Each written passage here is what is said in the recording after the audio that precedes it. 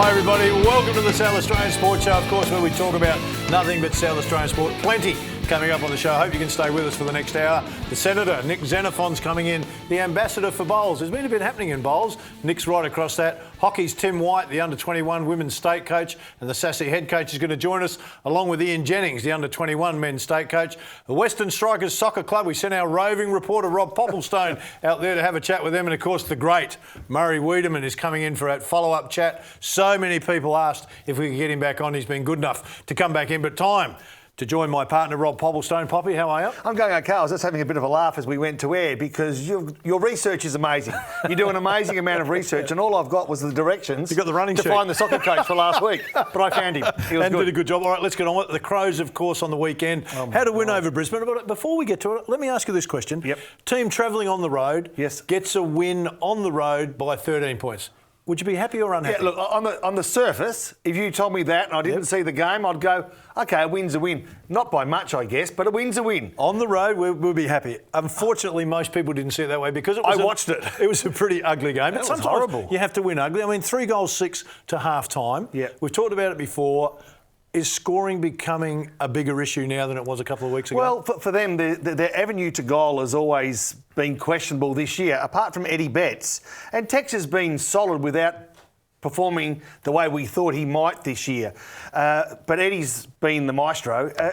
Look, their avenue to goal has got a fair bit of work to do, and their kicking for goal obviously needs a bit of work as well. And to win ugly is one thing, but that's as bad as ugly as you want. Really ugly. Well, they're down by 24 points going into the last quarter. But the team's got a nice personality.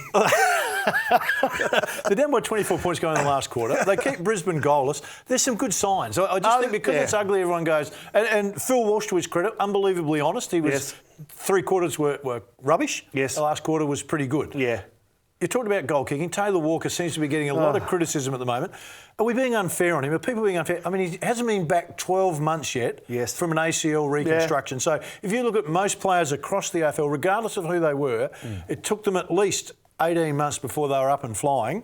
He hasn't even been 12 months yet. I just reckon he's got the yips in front of goal. And, well, I'll ask you this question. If you're at the free throw line, I don't think you ever had the yips, but players do get the yips. Sure. They get the yips. Yep. And how do you break that? That's the key. All right, we had a championship player, David Stiff, who at practice was a good free throw shooter. I mean, he went on to win 6 championships, the most any players won in the NBL. Wow. Played with 3 with Adelaide and 3 with Sydney. He'd go to the free throw line and get really nervous. Our first playoff game in the finals, he's at the free throw line. Yeah. I called Brett Maher over. Yeah. I said, I want you to go up to Stiffy and say, Miss Cocky's water. P155, Yep. Okay. He went over and he said that, and Stiffy started smiling. Yes. Made both free throws. Now, we carried that on right through the series. Stiffy shot over 90% Is that right? from the free throw line. Yeah, because he was just relaxed. Nice so whatever relaxed. was going through his mind, put a smile on his face. Maybe someone needs to run next to Taylor Walker and say, hey, but I get that. You know what? As simple as that tactic is, that makes sense because it just relaxes you. Yeah. When you've got the yips and you're thinking about it, you can overthink it. And, they talk about how do you improve it. Most of it isn't in techniquing text. That technique is beautiful. It's all up in the head. Well, it's routine. So in the end, if you've got a routine, regardless of what the situation is, the game, and there's different strokes for different folks. That worked for him. I'm not sure with Tex. I just think he's trying to find his rhythm after coming back from a knee reconstruction. Rory Sloane, out for 4 weeks, of course, with a fractured cheekbone. He's coming back from that broken jaw. Yes. Does he need to modify his game, or is he just unlucky? I think, look, let's just say unlucky this time. If he happens again, maybe there's a modification. Look, he's fearless and he's courageous and he throws his body into every contest. There will come a time where he might need to massage that style, but at this stage I'd say no. I'd say no. We look for the positives in the game. I gave you a couple, 24 points down. Scotty Thompson was a monster on the stat sheet. Yeah.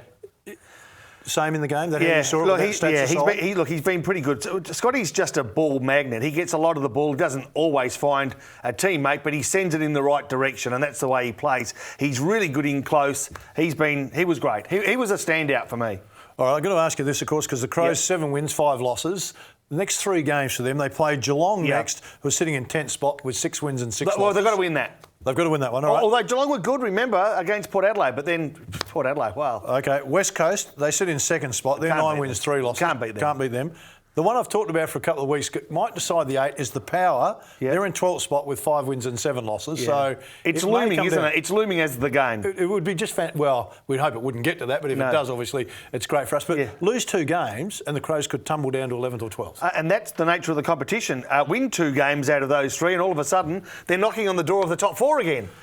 You know, it's incredible. All right, I want to ask you quickly and then we'll move off the Crows to the Power. Patrick Dangerfield, a lot of talk about him going to Geelong. Now, my mail coming out of Melbourne is that Geelong are going to drop the ball. So who's told you this? Mark Williams, probably? I am mates with Mark Williams. I'm good mates with Damien Hardwick. So he's going to Richmond? I'm good mates with Neil Baum. So you can draw Timmy Watson. Maybe he's going to Essendon. My mail is that Collingwood are going to put in a big offer for him. Richmond are also going to do like. Now, we understand he's a restricted free agent, which means anyone can make him an offer. Yes. If the Crows match it, then he can stay. Then he has to stay. But most people know that if a player doesn't want to be there, he's not going to be there. No. My mail is that Collingwood are going to make a Collingwood? I haven't heard Collingwood yet. Well, I'm just saying, keep your ears to the ground the next couple of Well, weeks. the good thing I like about you saying Collingwood is that I know that you don't say it with some sort of substance. So there's every chance that you actually know more than what you're telling me, and I'll have to wait till after the show to get the full story. All right, let's talk about Power, of course. They're up against Sydney. Tippett and Franklin, of course, won't play. They've got a week, and they both deserved it. I don't think there's any doubt about that. Well, just a week? Just a week. And if you look at... You know what? You jumped down my throat last week about Gibbs, right? You jumped down. In fact, that was the first time that I thought we were going to have a physical fight. That's how aggressive you become.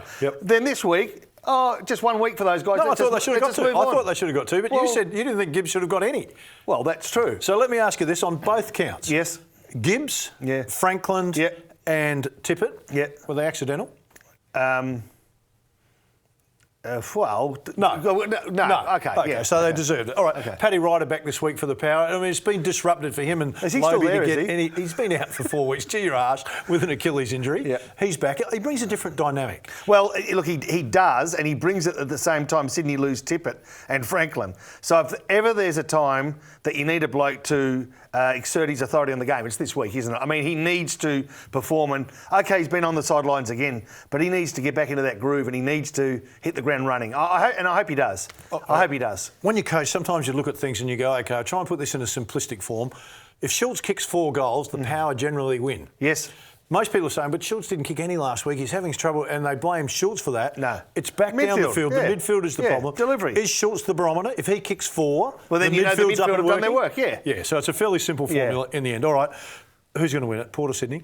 Look, I can't tip Port. I mean, I've tipped Port all year, and they've never, ever won. So guess what? I'm going to tip Sydney this week. And Port will win. A lot of people will be happy. That's my strategy. Only got a minute to go. Leighton Hewitt lost, of course, 5 overnight. centre. Yes, and so did Kokonakis. So they're both out from the South Australian point of view. Hewitt's 57th match at Wimbledon. It's a phenomenal record. It's an incredible record. Disappointing that he didn't get to go on one more. But isn't it ironic that a bloke that we respect for being the king of 5-setters, on his farewell at Wimbledon, loses 11-9 in a 5-setter? Yeah, it was disappointing, but he's still playing doubles with Cocky in the doubles. So stranger things there's still a chance, and now they're both out. They'll be able to focus on it. We need to get to a break. Okay. Lots coming up on the show. Hope you can stay with us.